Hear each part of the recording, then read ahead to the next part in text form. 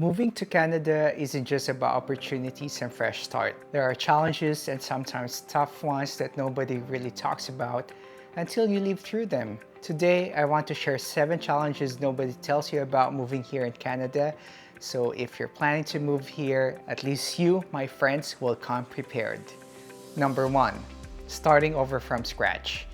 Many of us come here with years of experience, even advanced degrees, and expect to continue right where we left off. But Canadian employers don't always recognize credentials from other countries. That means doctors working in clinics as assistants, engineers driving taxis, nurses starting out in survival jobs. Personally, for me, it was a humbling experience. I came to Canada as a registered nurse, but I couldn't work in my field right away. So instead, I started working as a personal support worker. And for those who don't know what that is, basically I am someone that works in the community and go to clients' homes and help them out with just basic things like giving out their medications, bathing, grooming, assistance on some of their activities. And it wasn't until 3 years later that I finally became a registered nurse here. Those 3 years weren't wasted though. They gave me the Canadian experience, which employers really look out for. They also helped me save money to pay for my licensing exams, bridging requirements, and so forth and so on. It was tough. Yeah, I do admit it was tough, but it was the stepping stone that eventually opened the doors to working as a nurse again. Number 2, the weather shock. If you grew up in a warm country, Canadian winters will test you. The snow looks magical in pictures, but daily life in minus 20 degrees Celsius, that's a different story. Shoveling snow at 6 a.m., walking on icy sidewalks, or seeing the sun go down before 5 p.m., it can be pretty depressing. One thing that helped me was learning to prepare. Good quality winter boots with proper grip are a must, especially when you're commuting because sleeping on ice is no joke. And if you're taking the bus, remember, it runs on schedule. That means you'll sometimes be waiting outside in the cold, so proper winter clothing is essential. So that means gloves, hats, a warm jacket, proper layering technique, those are a must. Just some tip, especially for those who are starting out. There are apps that let you check bus schedules in real time, so you can plan ahead and avoid standing outside longer than you need to. Number 3, homesickness and loneliness. This one hits you quietly but hard. At first, you're excited because you're in a new country. You're exploring new things. But then, the reality being far from home sets in. You miss the comfortable feeling when you are at home, the food you grew up with, and the everyday closeness of family and familiar faces. And when big events happen back home, like birthdays, weddings, or any emergencies, you feel the distance very deeply. Personally, I've always been a bit of a lonely person myself, but there were times that the loneliness here gets really loud.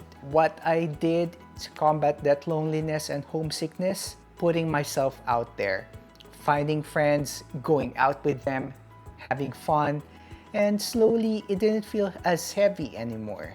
And when the loneliness really gets to you, sometimes the best thing is just to remind yourself why you went abroad in the first place.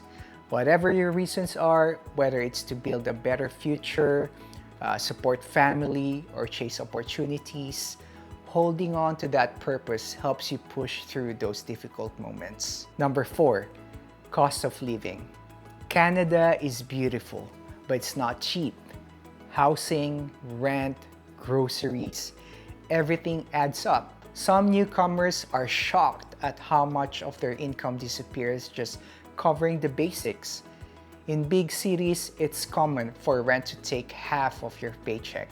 If you're lucky enough to have family to stay with when you first arrive, be very thankful. It gives you time to save money and adjust. But if you don't have family here, you'll likely need to share an apartment or live with roommates at the beginning. Rent will probably be your biggest expense, and then the smaller bills like internet, phone, and even subscriptions. That's why planning and budgeting wisely is so important here. Cooking at home, shopping at discount grocery stores, and watching those expenses really makes a difference. Number 5, building a social circle and networking. Let's talk about friendships. People in Canada are polite, but building close connections takes time. As a newcomer, it can feel like you're always the outsider. For me, networking online actually played a huge role. I connected with people on social media, on LinkedIn, who shared the same professional interests as me. Some of those connections eventually turned into friendships that helped me not just professionally, but also personally. And that's something I really want to emphasize here. Networking isn't just about finding jobs, it's about finding your community. When you're new, you don't always know where to start, and networking gives you that starting point. It helps you meet people in your field, understand the job market, and even pick up everyday tips about living here. The friendships you build through networking can be the same ones that guide you through licensing exams, recommend you for jobs, or simply invite you out when you're feeling lonely. That's why I say never underestimate the power of networking. It can open doors you didn't even know existed. The pressure to succeed. This is something many immigrants carry silently. The pressure to prove the move was all worth it. But here, what I've learned and what studies show, it often takes time, sometimes years, to find a job that truly matches your professional field. Many recent immigrants, even those with bachelor degrees, find themselves in jobs that don't use their full skills in the first few years. One report showed that nearly half of newcomers in Canada for 5 years or less work in lower skilled jobs.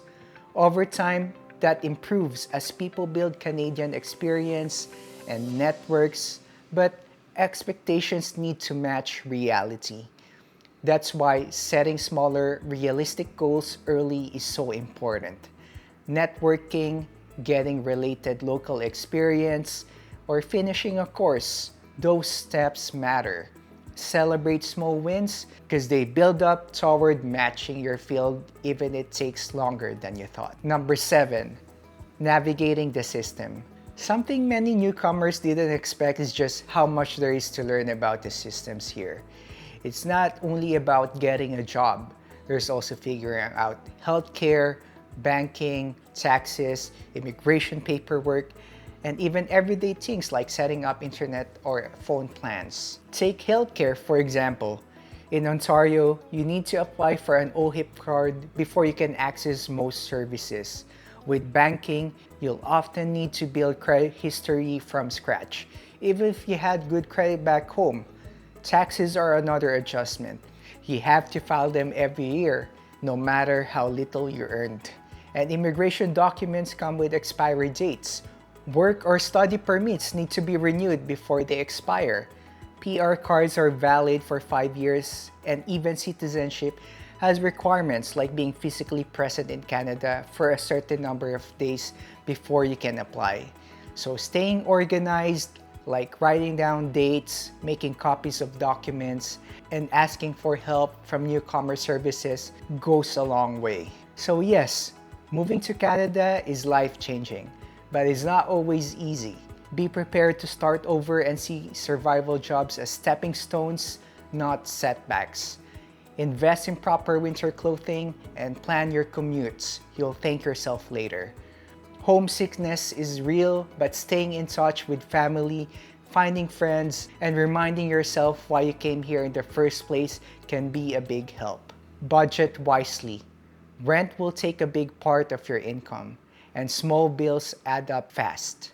Network, both online and in person, is not just for jobs, it's how you find community. Set small, realistic goals. Progress is slow at first, but it builds up. Stay organized with documents, deadlines, and paperwork. It makes navigating the system much easier. If you keep this in mind, you'll be better prepared for the reality of life here, and eventually, you'll find your rhythm.